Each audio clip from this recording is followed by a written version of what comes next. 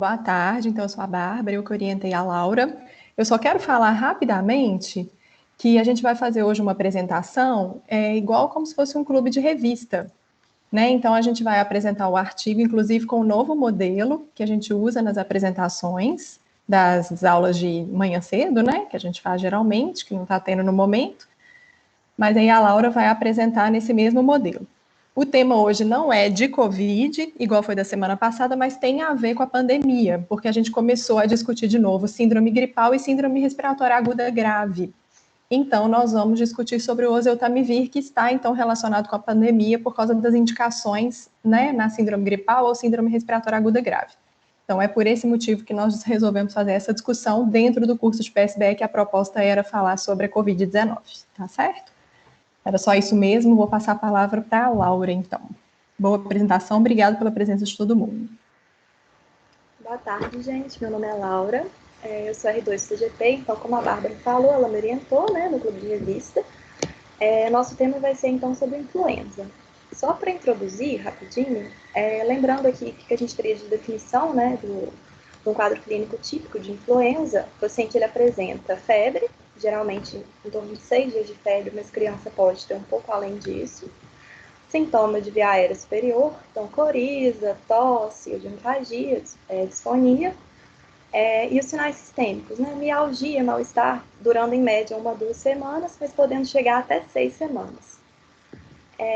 E esse tema ele é muito importante, né? Porque a influenza ela é um problema de saúde pública mundial. A gente tem uma taxa de ataque em torno de 5 a 10% entre os adultos e 20 a 30% entre as crianças. E pode levar a hospitalização e morte, né? Principalmente naqueles grupos que a gente considera de alto risco, como crianças, idosos, os doentes crônicos. E hoje as epidemias elas resultam em um número importante, né? Tanto de casos graves, em torno de 3 a 5 milhões, quanto de mortes, dando aí de 250 a 500 mil mortes no mundo todo.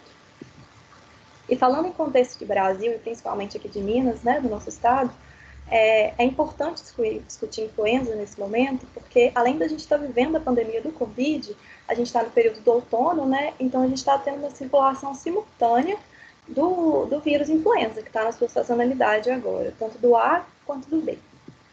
E a gente pode sobrecarregar ainda mais o sistema de saúde se a gente não conseguir evitar e tratar esses casos de influenza da forma adequada. Aqui a gente trouxe um gráfico que mostra basicamente o que a gente teve de isolamento, né, nas unidades sentinelas, em Minas Gerais, dos agentes em pacientes com síndrome gripal. Isso é da semana epidemiológica 1 até a 15, agora de 2020, então até mais ou menos dia 14 de março. E aqui está separado pelos tipos, né, de influenza também, mas a gente consegue ver uma participação do influenza A, também do influenza B, o amarelinho aqui também do A. E no gráfico aqui na frente, esse é um dado da Organização Mundial de Saúde, o link está aqui embaixo, você consegue definir o período de tempo e a região geográfica que você quer para ver os espécimes de influenza que foram isolados. E aqui a gente tem mais ou menos de abril do ano passado até abril desse ano, o isolamento do influenza, né? E a gente teve isolamento tanto do influenza A, que é o mais comum, né, o que a gente mais vê geralmente durante esse período, como do B, que é o laranjinha aqui, né, que tem um número maior em relação ao que a gente teve no ano passado, que seria um dado também interessante. Falando nisso, a gente fica na dúvida, né, o que a gente poderia fazer para tentar reduzir, então, essa sobrecarga do sistema de saúde, tratar ou evitar de forma adequada a influenza. E nessa hora a gente sempre lembra do oseltamivir, né, do Tamiflu.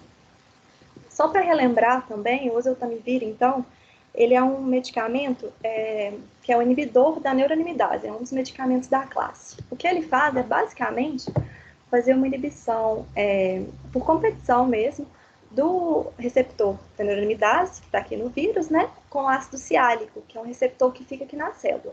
Dessa forma, ele impede a liberação de novos vírus e impede uma progressão da infecção.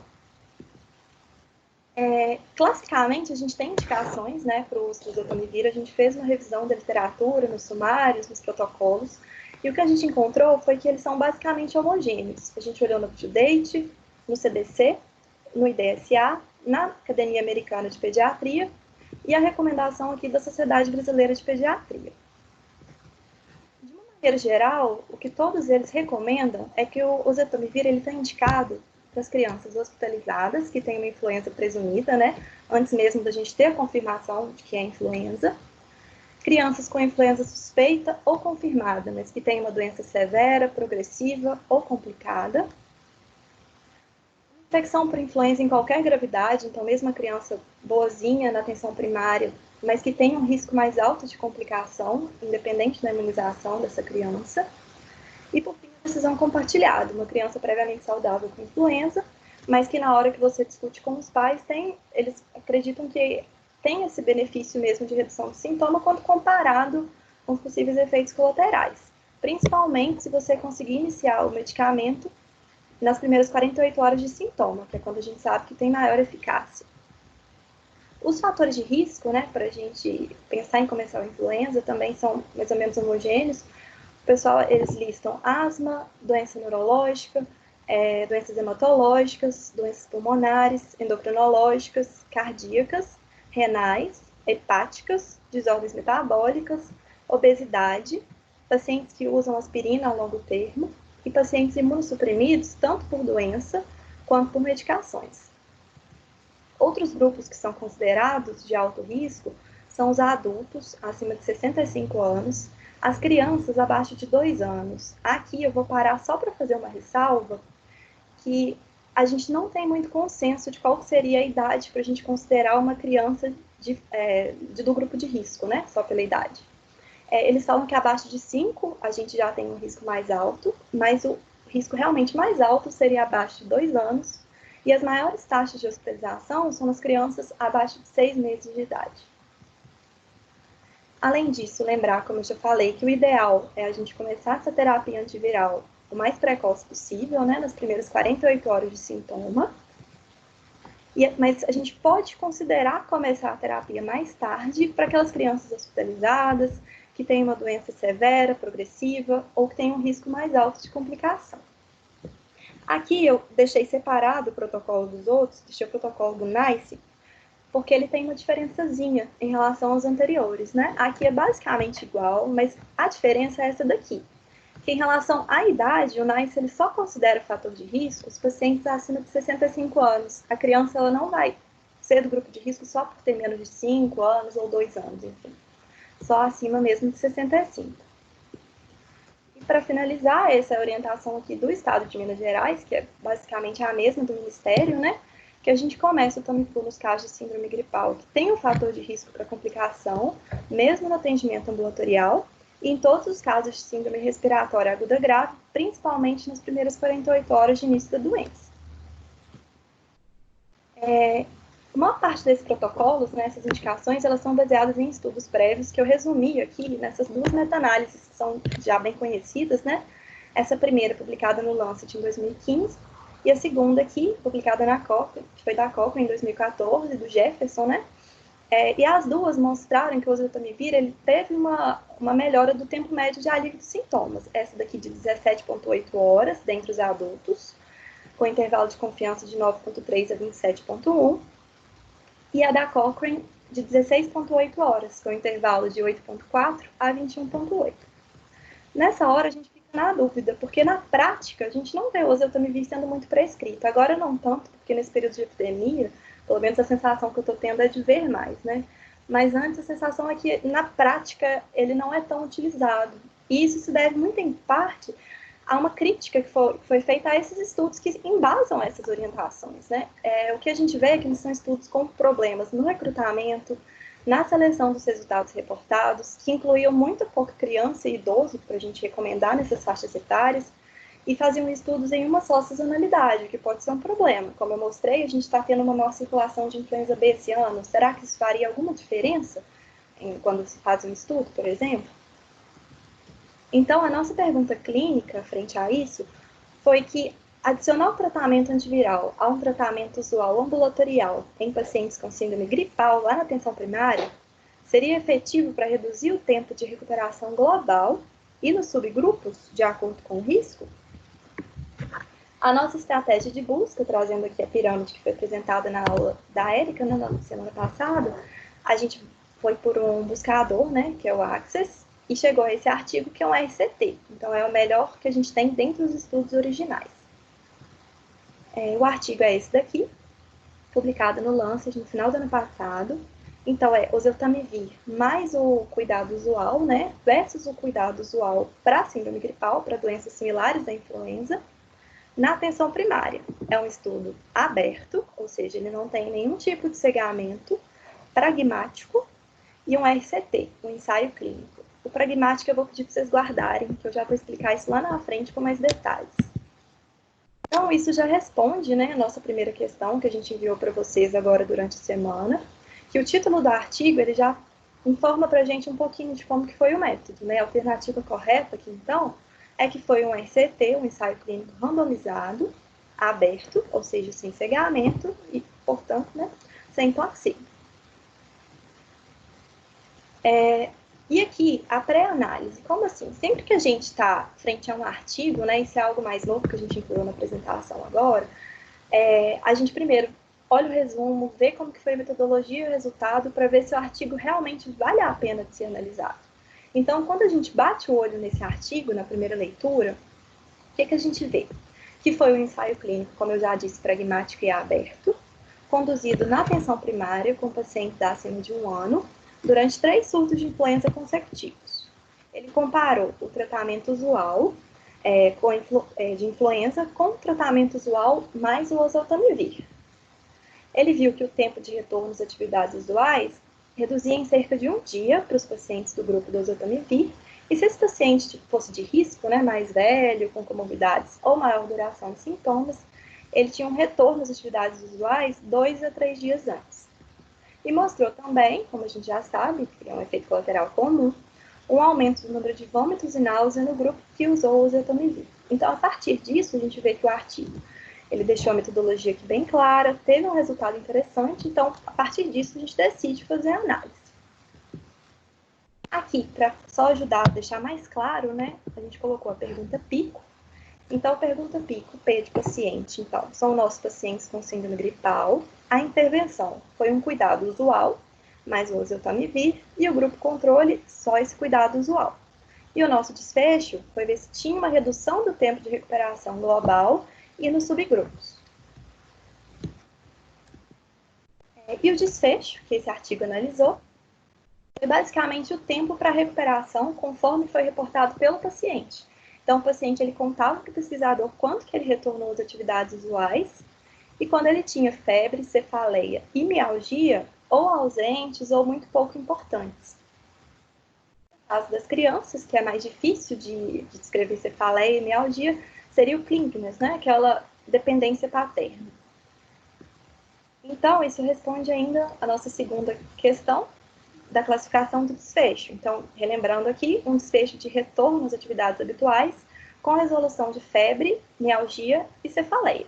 É um desfecho claramente clínico, subjetivo, porque cabe ali da percepção do paciente, e composto, já que eu estou vendo a resolução dos sintomas, além do retorno das atividades habituais. Aí, a partir disso, a gente passa, então, para a análise do risco de viés, né? Lembrando também das aulas da semana passada, a gente vai fazer pelo acrônimo RIM, que é o ROB2, ver primeiro o processo de randomização, em seguida, os desvios da intervenção, e, por último, os desvios do processo de medidas e avaliação dos dados. Então, a nossa primeira parte aqui, o processo de randomização. O recrutamento dos pacientes foi feito da seguinte forma: foram recrutados pacientes em 209 centros de atenção primária que participaram da pesquisa, em 15 países europeus.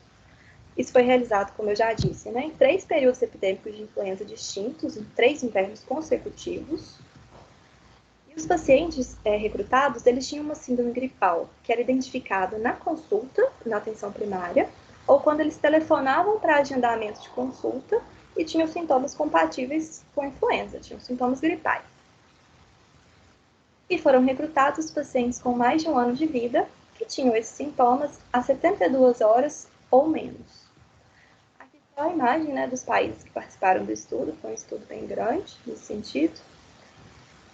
E aqui a pergunta pico do autor, a gente vai aproveitar então para responder a nossa terceira pergunta, né? Que os pacientes recrutados Foram, então, pacientes com mais de 1 ano de idade, com síndrome gripal, e até 72 horas do início de sintomas na atenção primária. Aqui é só a tabela dos critérios de inclusão e exclusão. Eu resumi os critérios de exclusão logo aqui na frente. Então, foram excluídos os pacientes com doença renal crônica grave, imunossupressão, disfunção hepática grave ou outras doenças que colocariam em risco o participante ou influenciariam os resultados do estudo. Idade imediata do paciente ser internado ou de receber o oseltamivir, alergia à medicação, cirurgia ou procedimento com uma necessidade de anestesia geral nas próximas 2 semanas, uma expectativa de vida menor que 6 meses, o envolvimento em ensaio clínico nos últimos 90 dias, a impossibilidade de randomização em até 72 horas após o início dos sintomas, já que o ideal de começar o oseltamivir são nas primeiras 48, 72 horas de sintoma. E em alguns países excluíram, outros não, as grávidas e os lactentes. Isso aqui foi opcional. Então, a nossa primeira pergunta dessa parte do viés induzido pelo processo de randomização é essa daqui, relacionado à alocação. Então, a nossa alocação, como eu já disse, em 2 grupos, de cuidados gerais e de cuidados gerais mais o oseltamivir. Ela foi feita por um sistema remoto online, numa razão 1:1, e foi uma randomização estratificada por blocos. Foram blocos relacionados à idade, menor que 12 anos, maior que 65, e aqui no meio, 12 a 65, gravidade da doença, conforme estabelecido pelo clínico que recrutou o paciente, comorbidades relevantes e duração dos sintomas, menos de 48 ou 48 a 72 horas. Só para explicar aqui rapidamente, para ficar mais claro, o que é essa randomização estratificada por blocos? Aqui, essa linha A da imagem, eu coloquei o que seria uma randomização simples, só para ficar mais fácil da gente comparar e entender. Na randomização simples, eu escolho os pacientes ao acaso para participar do grupo intervenção ou controle. Quando eu faço isso, principalmente com uma amostra muito pequena, eu não garanto que os grupos são homogêneos, nem mesmo em tamanho. Aqui, por exemplo, eu tenho 7 bonecos, para o grupo de intervenção, por exemplo, e 5 para o controle. Quando eu faço uma randomização por bloco, principalmente para estudos com amostras menores, eu vou randomizar os pacientes dentro de blocos pré-definidos. Então, aqui, por exemplo, eu tenho 3 blocos, cada um com 4 participantes. 2 que foram para o controle, 2 para a intervenção. Dessa forma, eu garanto um número mais ou menos igual e grupos mais homogêneos. No caso, ainda, foi uma randomização estratificada. Então, eu fazia essa randomização dentro de grupos de acordo com a idade, comorbidade, gravidade da doença, de forma que meus grupos fossem o mais homogêneos possíveis. Essa imagem ajuda a entender melhor, que são os blocos aqui com a estratificação. Então, a princípio, a nossa resposta aqui foi sim, que a alocação foi randomizada. Aí o bloquinho verdinho quer dizer que está tudo ok. É um baixo risco de viés. A nossa segunda pergunta é se a alocação foi oculta. Foi feita, então, como eu já disse, por um sistema remoto online. Então, a princípio, foi oculta, sem preferência dos pesquisadores e equipe. Também está certinho o bloquinho verde. E a última pergunta dessa parte é se houve diferenças entre o grupo de intervenção na linha de base, já que a nossa ideia é que os grupos sejam mais homogêneos possíveis. Nessa tabela, que é a tabela 1 do estudo, a gente vê que os grupos, se a gente analisar aqui por cada critério, eles foram bem homogêneos. Então, nossa resposta é não teve diferença entre os grupos. Bloquinho verdinho também, baixo risco de viés. Então, resumindo essa parte dos desvios do processo de randomização, a gente deixou o baixo risco aqui para a alocação randomizada, foi randomizada, e os grupos eram bem homogêneos. Então, dentro dessa categoria, o nosso julgamento do risco de viés foi que ele foi baixo. Para a próxima parte do rim, da intervenção, os pacientes, uma vez randomizados, alocados, todos eles passaram por uma coleta de swab, que foi determinado o agente etiológico, pelo RT-PCR, coletado o swab orofaríngeo nasal dos menores de 16 anos e o swab nasofaríngeo dos maiores de 16. Era um exame bem completo que detectava todos esses vírus que estão aqui nesse primeiro quadro e as bactérias do lado de cá. alocados no grupo do oseltamivir recebiam a medicação por 5 dias na dosagem que o fabricante orienta. Então, adulto e criança, maior de 40 quilos, 75 miligramas 2 vezes por dia, e a criança menor de 13 anos, a suspensão oral de acordo com o peso.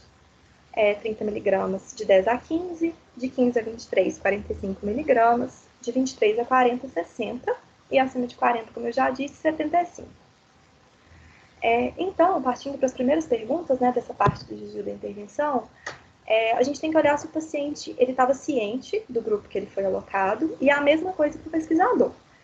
E se eles estavam cientes, se isso pode ter, de alguma forma, afetado o desfecho.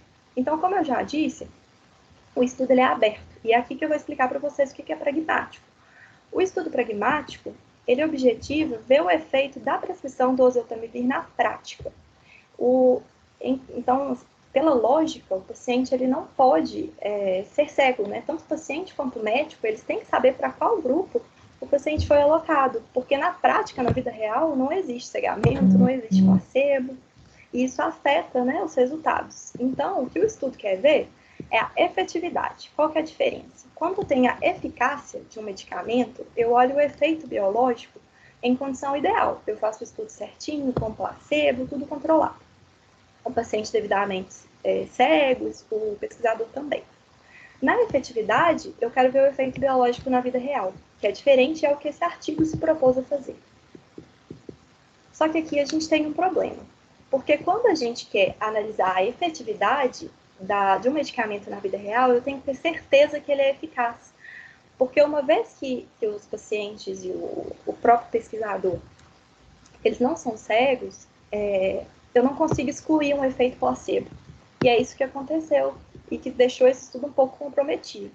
Porque os estudos prévios que foram feitos em um contexto, entre aspas, ideal, eles mostravam uma possível eficácia do oseltamivir, mas são estudos muito criticados. O próprio artigo criticou. Então, são estudos que a gente não consegue confiar tanto assim para determinar a eficácia. Então, fica difícil a gente excluir um efeito placebo nesse estudo e falar que ele realmente provou uma efetividade do oseltamivir. Então, na prática, o estudo ele não vê a eficácia da medicação, ele vê o que acontece quando a gente adiciona o oseltamivir no tratamento habitual.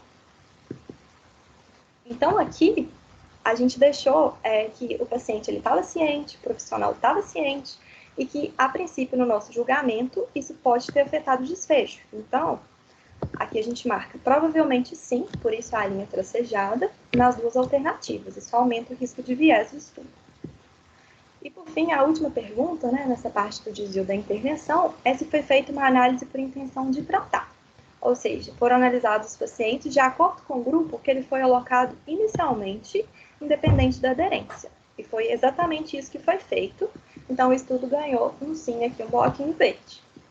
Resumindo essa parte da intervenção, ele teve um maior risco de viés por causa do cegamento, né, tanto do paciente quanto do profissional de saúde, e aqui baixo risco para análise de intenção de tratar. No total, a gente tem que deixar um julgamento do risco de viés mais alto por causa dos dois primeiros itens. Por fim, a terceira parte, né, do fim da análise vai ser o processo das medidas dos dados.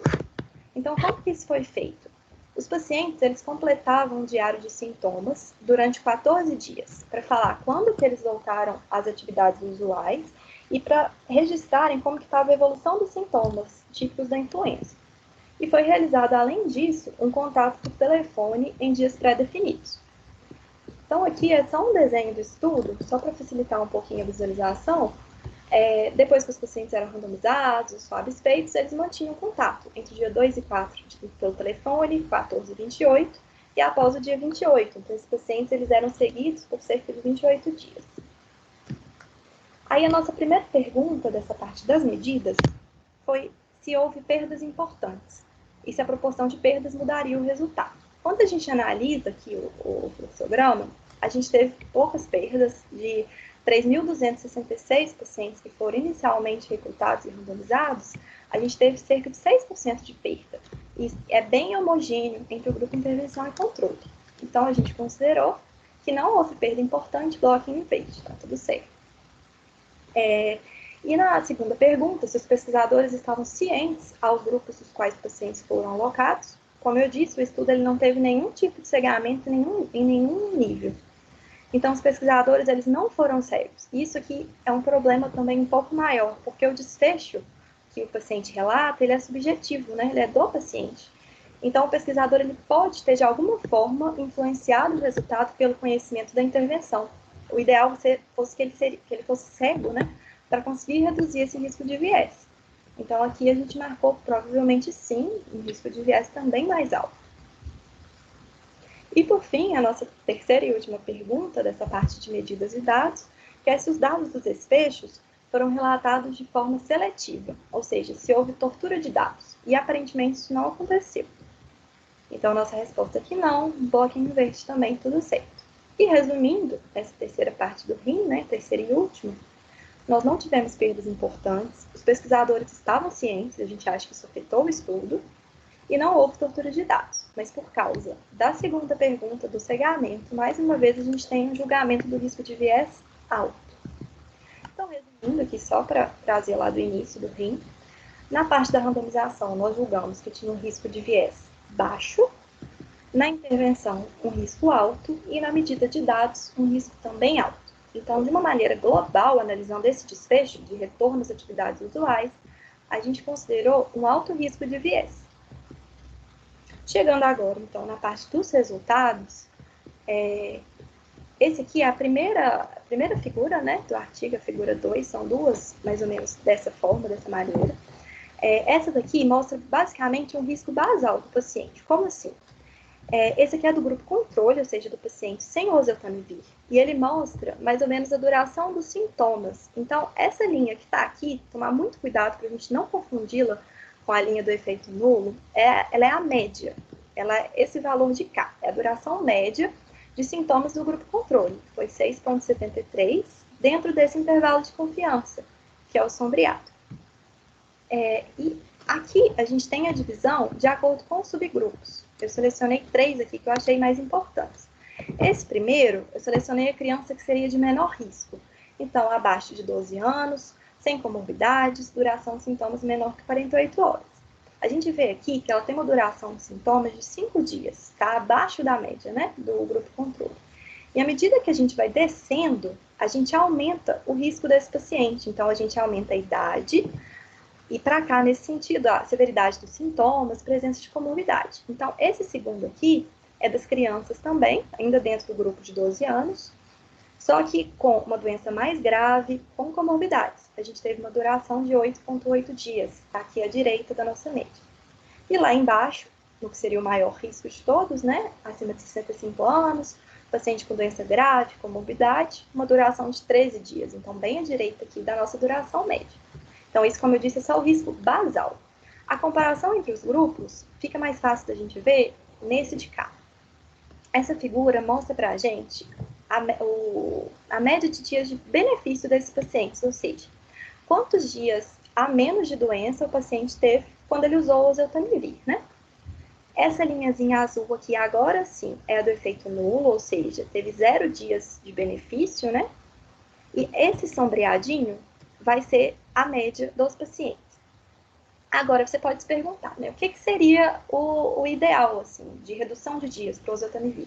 Discutindo previamente, a gente pensou que seria algo em torno de 1 dia, que é essa linhazinha que entrou aqui agora, tá bem no meio aqui, né? Ou seja, 1 dia de benefício. Quando a gente vê a média do autor, o grupo do oseltamivir teve uma duração média de 5,71 dias. Lembrando que eu mostrei para vocês na outra imagem, né? A duração média do grupo controle foi 6,70 e algo. Então, a gente teve uma redução média de 1,02 dias no grupo oseltamivir, com esse intervalo de confiança daqui, que é esse mesmo que está sombreado. Mas, mais uma vez, isso foi algo global. Quando a gente para analisar cada subgrupo, fica diferente. Se eu analiso, por exemplo, essa primeira linha que eu analisei lá atrás, a gente tem lá os pacientes menores de 12 anos, né, com uma doença mais leve, sem comorbidades, ou seja, o paciente de baixo risco. Eu não tenho uma redução de 1 dia a princípio, aqui a gente diminui um pouquinho, para 0,7, com intervalo de confiança de 0,3 a 1,2. E na hora que eu olho a linha que eu tracei aqui, que é a nossa diferença mínima clinicamente importante, né, o mínimo que eu quero ter de benefício para o meu paciente na prática, a maior parte dele está à esquerda, está entre o 0 e 1. Então, será que realmente traria algum benefício? Isso é um resultado aqui para a gente bem impreciso, porque só um pedacinho dele que está acima do valor que a gente considerou clinicamente relevante. Na hora que eu olho ainda dentro das crianças daquele mesmo grupo lá de trás, só que com mais risco, aí sim a gente já tem um dado aqui um pouco mais para frente do que a gente considerou a nossa diferença mínima clinicamente importante. Então já seria um resultado um pouco mais preciso, apesar da gente ter esse intervalo de confiança largo aqui, né? Que é porque a nossa amostra é muito pequena. A mesma coisa aqui para os idosos lá embaixo. A gente teve uma redução aqui de 3,2 dias, tá? Que também é à direita da nossa linha. Com intervalo também bem grande, é um intervalo preciso, porém largo, já que a nossa amostra, mais uma vez, também é pequena. Então, resumindo, assim, quando a gente calcula o risco relativo, de uma forma geral, ou seja, o benefício relativo da adição do oseltamivir para esses pacientes, ele é mais ou menos homogêneo. Ele é algo em torno de 1,29, variando entre os subgrupos de 1,26 a 1,41. Então, por que a gente vê essa diferença tão grande, né? Na hora que eu olho o paciente com risco, o idoso, por exemplo. Fica mais fácil de entender quando a gente olha a diferença absoluta. Por exemplo, se eu pego aquela criança lá de cima, menos de 12 anos, sem comorbidades, sintoma leve e menos de 48 horas de sintoma, ela ganha ali 0,7 dias a menos de sintoma, menos que 1, né? Bem pouquinho. Dos 5,1 dias que ela usualmente levaria para recuperar.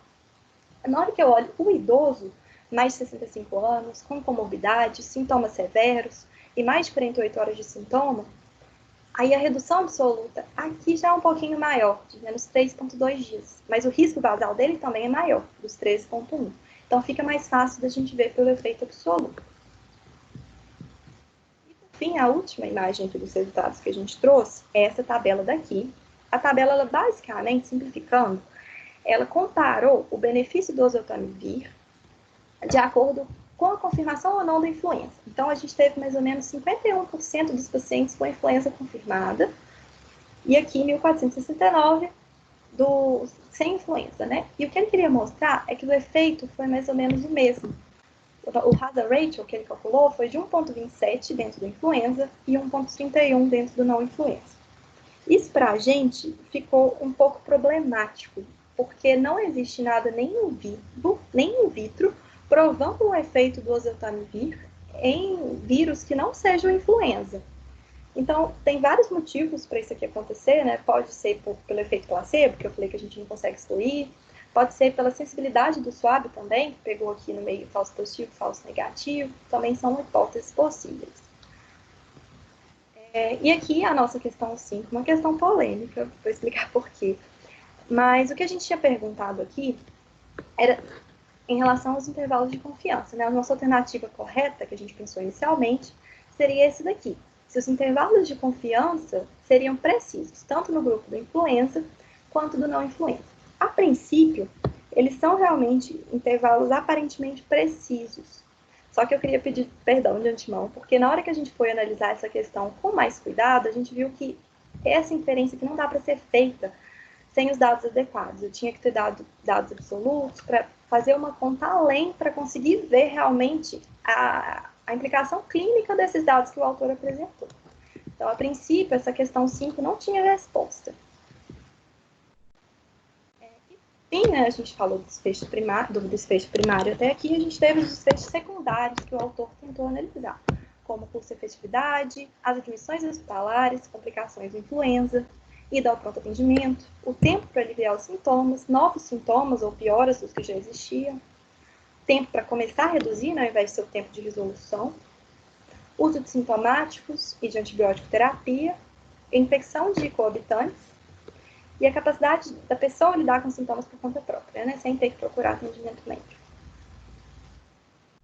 Destes desfechos secundários, a maioria não foi clinicamente significativa, só esses dois aqui, que é o uso de antibióticos, que teve uma diferença absoluta aqui de 4%, e das infecções dos coabitantes, né, do paciente, que teve uma diferença aqui de 6%. Só chamar a atenção aqui que o uso do oseltamivir não mostrou redução de internações hospitalares, nem de pneumonia confirmada por raio-x. Quanto aos eventos adversos, a gente teve, no total, 29 eventos adversos graves, 17 no grupo controle, que estão listados aqui, eu não vou entrar em detalhes, E no grupo do oseltamivir, a gente teve um evento adverso mais grave, que foi a urticária, e um pouco estranho, mas um evento isquêmico no membro inferior esquerdo, que nunca foi relatado na literatura como sendo relacionado ao oseltamivir, mas que pode ter sido por uma relação temporal. E outros 10 eventos que não foram relacionados à medicação. O evento adverso que eu já tinha mencionado e frisado lá na pré-análise, que são as náuseas e vômitos, ocorreram com mais frequência no grupo do oseltamivir do que no controle. No oseltamivir foi 21% e no controle 16%. Então, fazendo a nossa análise aqui, o nosso quadrinho, né? A gente calculou aqui o risco relativo, que é basicamente a diferença do risco do grupo intervenção, 325 sobre o total, dividido pelo controle, 248 sobre o total do controle, que foi 0,21 sobre 0,16, chegando a 1,3 de risco relativo para esse desfecho de náusea e vômito. Nossa redução do risco relativo foi de 30%, que é basicamente 1 menos o risco relativo, e a nossa redução absoluta do risco, que era importante para vocês chegarem no valor do NNT, como a gente pediu, né, no exercício que foi entregue durante a semana, a gente calcula subtraindo um risco do outro. Então, o 0,21, que foi o risco da intervenção, menos o do controle, 0,16. A gente chega a 0,05, ou 5%, com intervalos de confiança de 2,2 a 7,7. E aí, a partir disso, fica fácil, né, para a gente chegar no NNT, que é só dividir 100 pela redução absoluta do risco, pelos 5%, a gente chega aqui no valor de 20, ou seja, para cada 20 pacientes que eu der oseltamivir, um vai ter náusea e vômito. Parece difícil, mas para ficar um pouquinho mais fácil, aí esse é o intervalo de confiança, de 13 a 45. Só a visualização gráfica aqui, que eu acho que ajuda um pouquinho. Esse aqui seria o nosso grupo controle, né? Aqui tem 100 carinhas. E dessas 100, 16 aqui estão em vermelho, mostrando o paciente que teve náusea e vômito. Quando eu adiciono o oseltamivir, lá no meu grupo de intervenção, dessas 16 vão se somar mais 5, que é o correspondente à nossa redução absoluta do risco lá atrás, né? Dando aqui 21. Seriam 21% dos pacientes com náusea e vômito. Então, respondendo à nossa questão 4, a incidência de náuseas e vômitos do grupo de intervenção foi 325 em 1535. A gente colocou só para ajudar vocês a preencher aquela tabela anterior, né? E aqui o valor do controle. E a partir disso, a gente calculava a redução absoluta do risco e o NNH, que foi de 20. Lembrando que quanto maior o NNH, melhor para a gente, né? Porque quanto mais pacientes usarem a medicação, é melhor eu ter mais pacientes usando para ter o evento adverso. Então, quanto melhor o NNH, melhor. E concluindo, então, de uma forma geral, quando a gente analisa global, sem subgrupos, os pacientes voltaram à rotina em 6,5 dias. E no caso do oseltamivir, eles voltaram um dia antes. Os pacientes com pior prognóstico, mais velho, com uma doença mais severa, com comorbidade ou com maior duração de sintomas, voltaram um pouco antes, 2 a 3 dias antes, quando eles recebiam o oseltamivir. Só que na criança, né, que pra gente é o que importa, aquelas de baixo risco, o impacto foi bem menor. Lembrando lá atrás, né, que a gente variava de horas, que era 0,7, até no máximo um dia, que está aqui na beiradinha do que a gente considerou clinicamente importante. Então, será que a criança ser considerada alto risco só pela idade seria interessante? Fica um questionamento, né? Outra coisa é que os pacientes com SWAB positivo para influenza não tiveram maior benefício em relação aos pacientes com SWAB negativo, que foi algo também que incomodou a gente um pouco, somado ao fato de que eles não acharam benefício adicional para o paciente que começou nas primeiras 48 horas, deixa a gente com a pulga atrás de orelha que realmente não teve um efeito placebo. Aqui a gente não conseguiu excluir a presença desse efeito, né? E ele pode ser o responsável por essas duas conclusões aqui do artigo. Além disso, a gente não teve benefício para reduzir a hospitalização ou pneumonia. Viu que teve um aumento, né, de náuseas e vômitos no grupo do oseltamivir, com NNH de 20. E assim como nos estudos prévios, a gente teve pouca criança, pouco idoso representado. Então, naqueles grupos que eu mostrei lá atrás para vocês, que eu coloquei um intervalo de confiança bem largo, isso pode ter sido por essa amostra pequena, né? O artigo, ele critica o fato dos estudos anteriores não terem conseguido recrutar muitas crianças e idosos, mas ele também falha nessa parte. Então, a nossa confiança na estimativa do efeito para esse artigo foi muito baixa, por vários motivos, né? O primeiro, o alto risco de viés, que a gente analisou lá no RIM, o desfecho subjetivo, resultados imprecisos e a impossibilidade de excluir o efeito placebo, já que a gente não tem estudos comprovando uma eficácia do oseltamivir para a gente confiar que esse aqui está realmente mostrando uma efetividade real e não pelo efeito placebo. E para terminar, será que esses resultados seriam aplicáveis, né, ao nosso contexto? A gente considerou que a intervenção ela poderia trazer benefícios ao paciente, mas lembrar sempre que teve uma ocorrência importante de efeitos colaterais. Lembrar que a significância clínica dependia muito do subgrupo. Igual eu mostrei lá para vocês, as crianças de baixo risco praticamente não tinham diferença. Então, de uma forma geral, a gente não indicaria a intervenção, mas ela poderia ser considerada em pacientes mais graves, idosos e com comorbidades.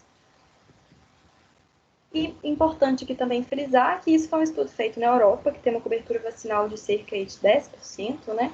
A gente não sabe como que isso se aplicaria ao Brasil, que tem uma cobertura vacinal bem maior, né? Pode caminhar nos dois sentidos, já que os pacientes com uma cobertura vacinal maior podem ter, às vezes, uma melhor resposta ao influenza, tipo, reagir melhor à infecção, então o oseltamivir não faz a diferença. Ou então, quem adoece aqui, por ter uma cobertura vacinal maior, né, vão ser as pessoas mais suscetíveis, e aí o oseltamivir realmente faria diferença. Fica difícil de prever, já que poderia caminhar nos dois sentidos, né. E finalizando, a gente avalia, então, os valores também, as preferências dos pacientes. Aqui a gente considerou que os pacientes não se sentiriam seguros com efeitos colaterais, valorizando a importância do benefício, já que o benefício, assim, ele não é tão claro para compensar aquela frequência de náuseas e vômitos que a gente mostrou. Consideramos que não teve dificuldade prática para realizar a intervenção, não precisa, né, de competência complexa ou deficiente nos profissionais, não é um medicamento de alta complexidade ou não padrão no SUS, né? Ele era um medicamento essencial, considerado um medicamento essencial pelo OMS. Desde 2017 ele é opcional, mas é um medicamento que a gente ainda tem acesso. E em relação ao custo, a gente deixou um mais ou menos, porque para o paciente ele tem um medicamento pelo Estado, né? Não seria um alto custo. Mas a nível populacional é um medicamento caro, né? Então isso também tem que ser levado em conta. As nossas referências. Isso, obrigada.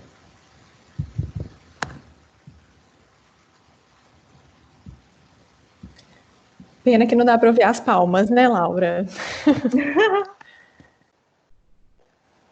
Muito bem. Parabéns, brilhou demais. Gente, se foi rápido, desculpa, eu me empolgo. Eu tentei falar devagarzinho. Eu achei que você falou super bem, Laura. Não achei que foi rápido, viu? Achei que foi muito bom. Inclusive, assim, queria te parabenizar muito. Acho que você falou muito bem. Foi muito clara, didática, né? Dominando o PSBE, madura em relação aos conceitos de PSBE, confiante. Então, assim, fiquei muito orgulhosa de você. Foi um prazer a gente trabalhar junto. Achei que realmente você cumpriu muito bem o recado, assim. Parabéns mesmo. Eu que agradeço. Você ajudou pra caramba, aprendi pra caramba. Obrigada. Acho que foi bem legal mesmo, né? Acho que nós duas aprendemos muito com essa apresentação, né? E deu trabalho pra caramba. A Laura se dedicou muito, né, Laura? E realmente você merece, assim, muitos elogios. A gente está muito orgulhoso. Não só eu e todo o grupo do PSBE, a gente ficou, assim, muito satisfeito. A Érica me mandou várias carinhas de amor e coraçõezinhos aqui durante a apresentação. Obrigada. Eu que agradeço. São ótimos.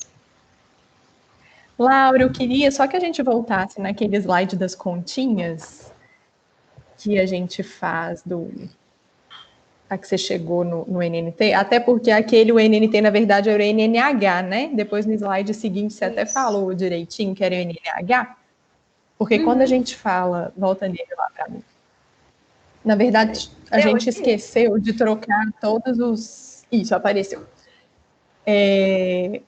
Então, o Gabriel me chamou a atenção aqui, ajudando em relação a isso, que a gente esqueceu de falar que, na verdade, tudo era o contrário, vamos dizer assim.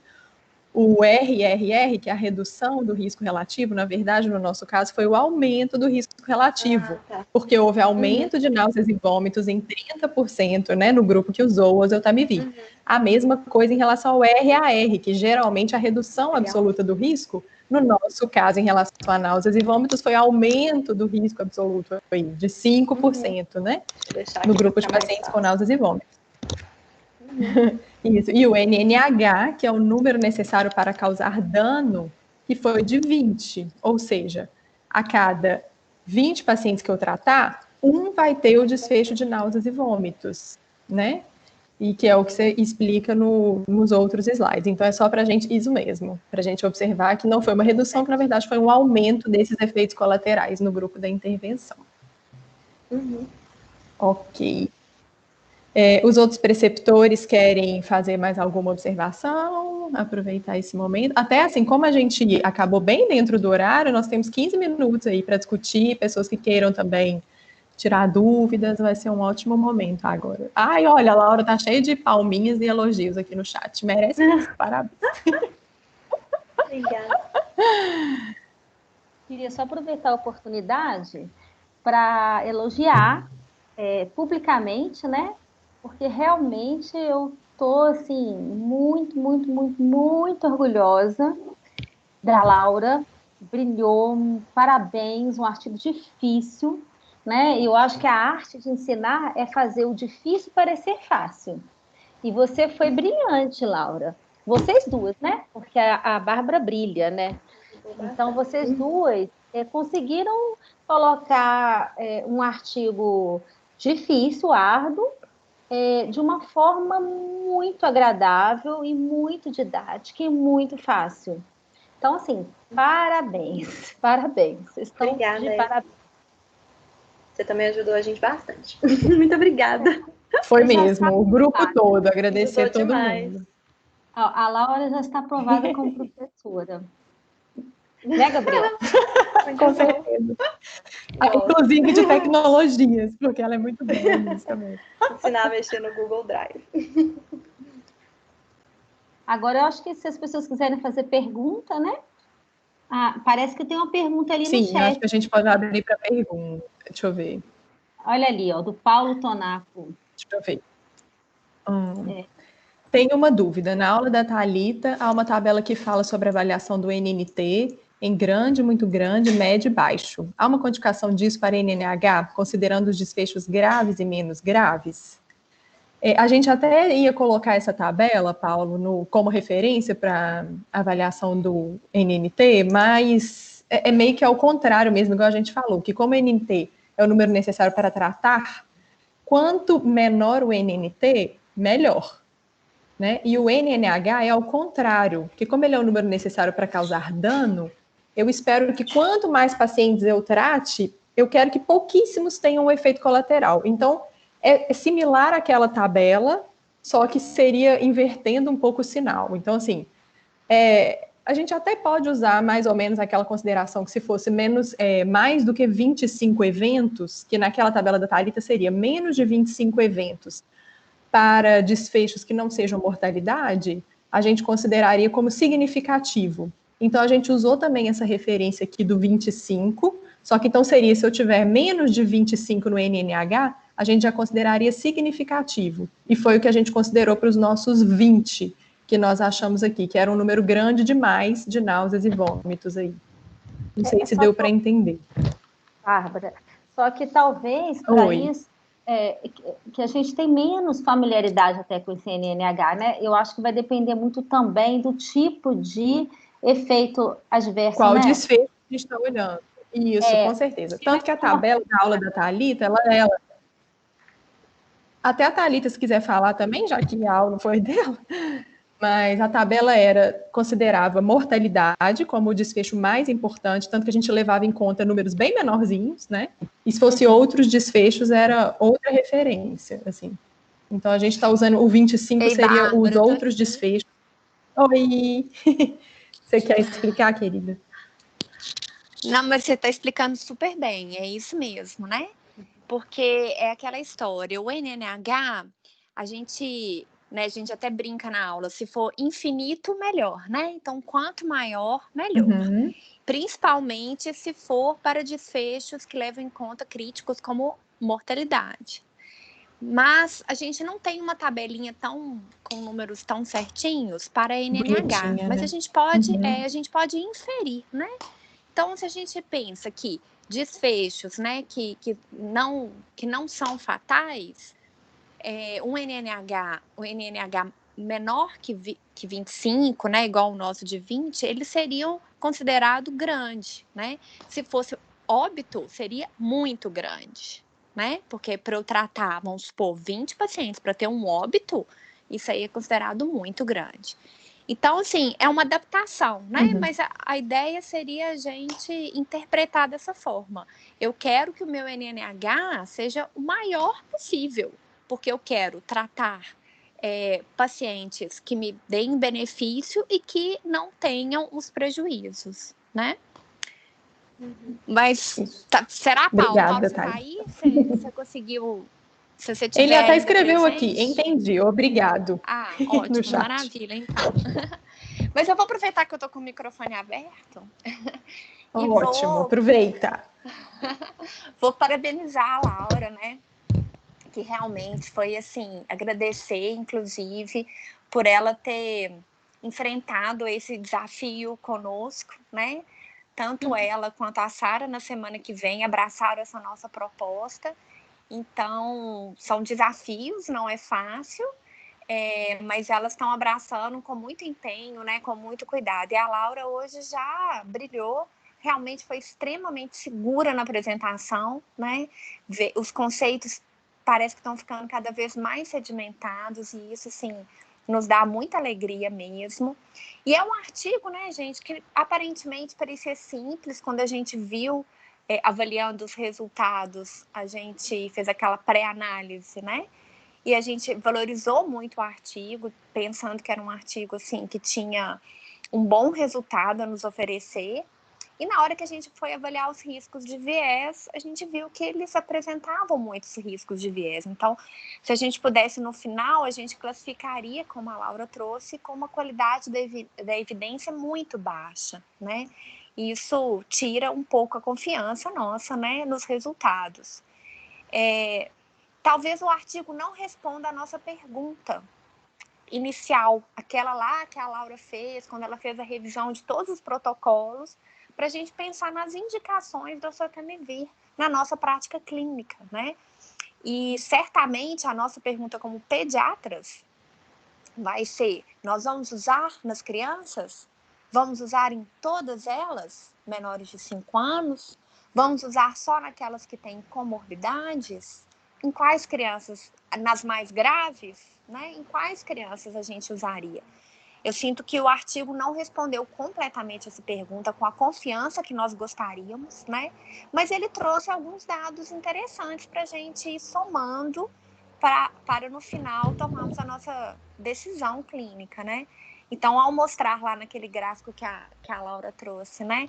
Que os menores de 12 anos, os que não tinham comorbidades, os que tinham uma doença leve, parece que não fez muita diferença clínica relevante, né? E já o outro extremo, as crianças que tinham comorbidade e que tinham quadros mais graves, no pior cenário e no melhor cenário dos intervalos de confiança delas, mostraram que talvez nessa situação a gente possa avaliar mais a necessidade do oseltamivir. Mas certamente não foi da forma como nós gostaríamos, com a precisão, com a confiança que a gente gostaria no resultado. Vamos permanecer um pouco na dúvida, mas agora talvez com mais elementos para poder discutir e individualizar caso a caso, né? Bem, é isso que eu gostaria de falar. Maravilhoso, Thalita. Obrigada, sintetizou de uma forma maravilhosa. Eu queria só falar também que a Laura, assim, a gente começou esse ano, né, a implantar essa nova avaliação do risco de viés da Cochrane, que é a ROB2, que a gente até criou esse acrônimo para ficar mais didática, o RIM. Então, a gente estava engatinhando nisso ainda e a Laura entrou junto comigo aprendendo essa ferramenta. Então, foi assim, bem desafiador mesmo para ela e ótimo. agradecer muito por essa parceria, que realmente foi uma bela parceria. Isso aí, ótimo. Muito obrigada. Eu vou aprender bastante. Vocês brilharam também, gente. Deu, né? Me ajudaram demais, nossa senhora. Nenhuma dúvida a mais, gente? Vitória, fala aí, você falou uma dúvida aqui no chat, fica caladinha, não? Vitória. Desculpa, viu, Érica? Ela Você colocou, também... será? Só A Érica Zerboni também abraçou a causa. Olá. Isso, desculpa, Érica. Não esqueci Érica de você, só que Zerboni você já tá dedicando lá. Exatamente, tá super Vitória. dedicada. Porque ela vai dedicar mais ainda, que é na meta-análise. Eu lembrei só das que vão apresentar a RCT. Desculpa. Sim. Viu, Érica? Lembrei de você. Já tô trabalhando com umas referências. Vamos que vamos. Só uma coisa, um pequeno spoiler, né? Vocês estavam falando aí a respeito de será que funciona para pacientes com comorbidades? Asma é uma comorbidade extremamente prevalente na pediatria. Será que vai funcionar? Será que ele tem um efeito maior ou menor em crianças Asmáticas. Adorei essa dúvida aí, hein? Cena dos próximos capítulos. Para ser analisada no Jefferson, não é isso? Exatamente. Daqui 2 semanas. Excelente. Alguém mais quer fazer alguma pergunta? A Érica agradeceu aqui, ó, no chat. Hobby 2? Todo mundo entendeu esse Hobby 2 Ixi. fácil, gente? Ninguém ficou com dúvida? Que maravilha! Tá bom? As dúvidas vão aparecer na hora que eles forem apresentar os clubes de Com revista, certeza. né? E aí, não sei se vocês repararam que a gente deu uma atualizada, né, no modelo do clube de revista com essa ferramenta nova. Mas aí eu acho que a gente vai poder treinar mesmo ao longo do ano. A Fê mandou também. A Fernanda está Continha. falando aqui, né, que teve dúvida com as continhas e que usou a calculadora médica, não tem crime nenhum de fazer isso, pode, maravilhoso. A gente faz para Eu treinar, chequei até a também. Laura deixou os detalhes lá das contas, né, tanto que a Thalita até fala isso na aula, fala, olha, não tem que decorar, a gente pode ir lá e colar as fórmulas, raciocinar em cima delas, usar as calculadoras, não tem problema nenhum. Isso é uma coisa que ajuda mesmo. Bárbara, Oi, Flávia. eu tive uma dúvida, porque na verdade, Oi, querida. quando primeiro falar da Laurinha, que foi assim, deixa a gente super, assim, muito orgulhoso mesmo, a gente quer igual dela e fica com vontade de chegar pertinho do que ela fez. Assim, um desafio grande pra gente. Nossa, demais, eu fico aqui morrendo de orgulho dela.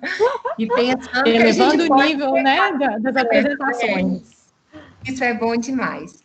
Fofo demais. Mas eu tive uma dúvida no seguinte, porque, pelo que eu entendi, o uso do oseltamivir em crianças, ele valeria a pena pensando em criança grave.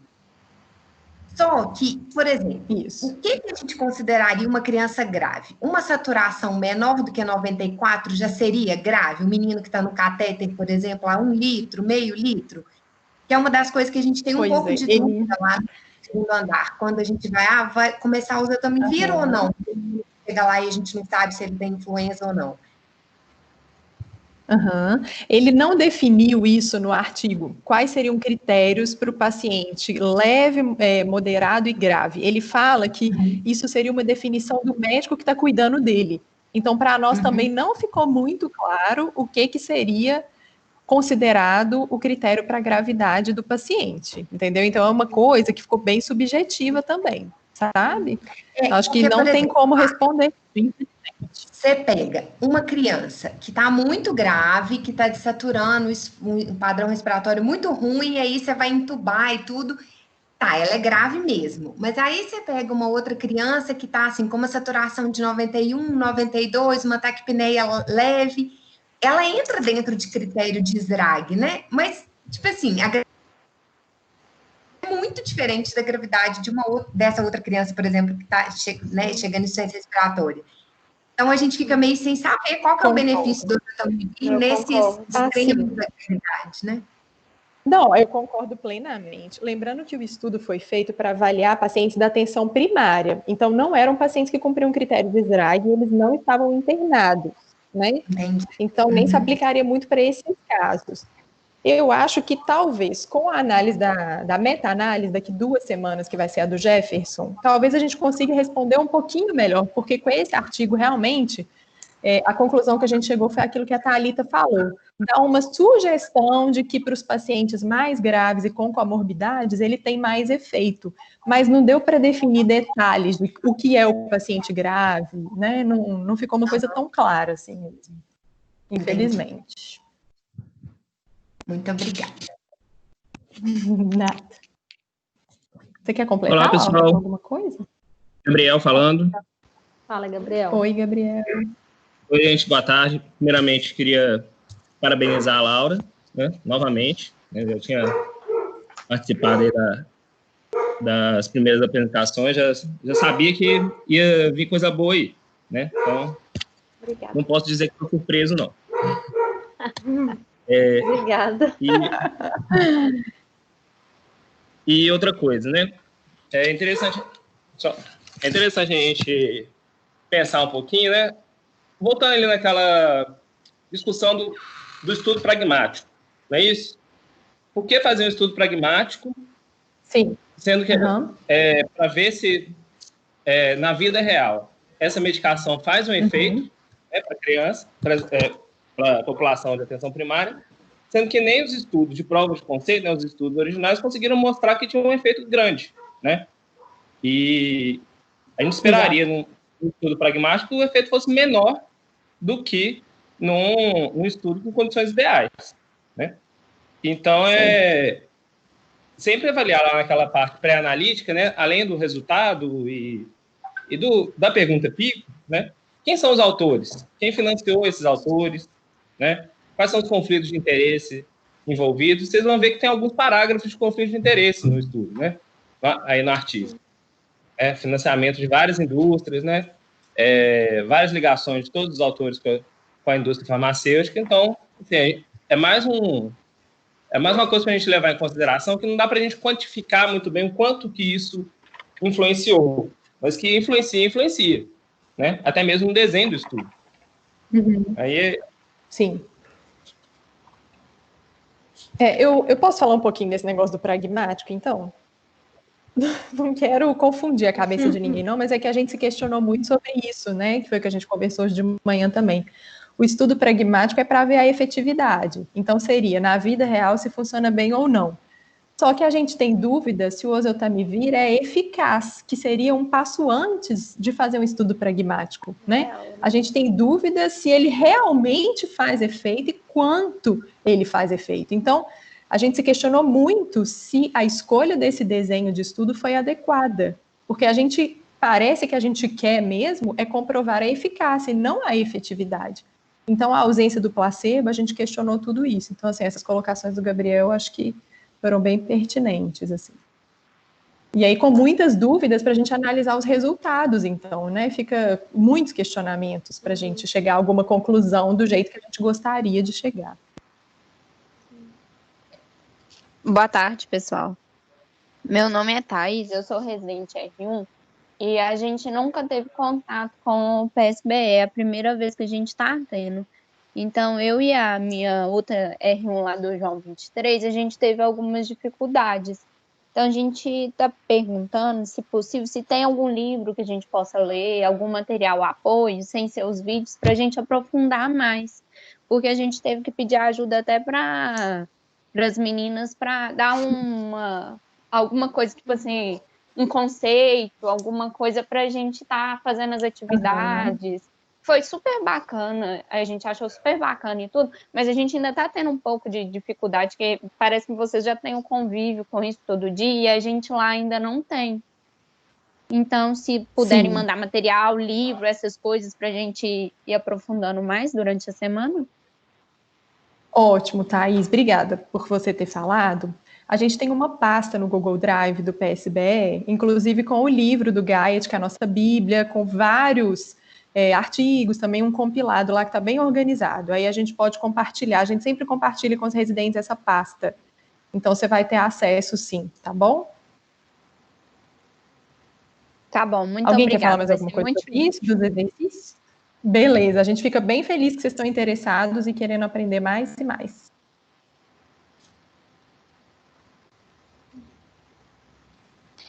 E também, Mais né, alguém? Thaís, se você quiser aproveitar para tirar alguma dúvida agora, se for alguma dúvida pontual referente a esse artigo, gente, não fiquem com vergonha de fazer perguntas que pareçam básicas, não, tá? Assim, pode parecer que o nível está muito elevado, e realmente Laura e Bárbara elevaram muito o nível hoje, mas assim, o nosso objetivo é que vocês aprendam o básico. Então, não fiquem com vergonha de falar, não entendi essa parte, não entendi como é que calculou isso, ou por que interpretou dessa forma. Nós estamos aqui para isso, para esclarecer vocês, tá bom? Aproveitando aqui para... eu estou vendo no chat um monte de mensagens preocupadas em relação a essa questão das dúvidas, do treinamento. Isso não é algo que a gente consegue de um dia para o outro, mas é algo que a gente vai construindo no dia a dia. E é o dia a dia da enfermaria, mas principalmente nas nossas reuniões do Clube de Revista. Então, isso que vocês estão vendo agora é só o início, né? Então, é a introdução da teoria e, obviamente, da discussão de um artigo, que realmente é um artigo mais difícil, mas por alguém, no caso a Laura, que já passou aí um ano tendo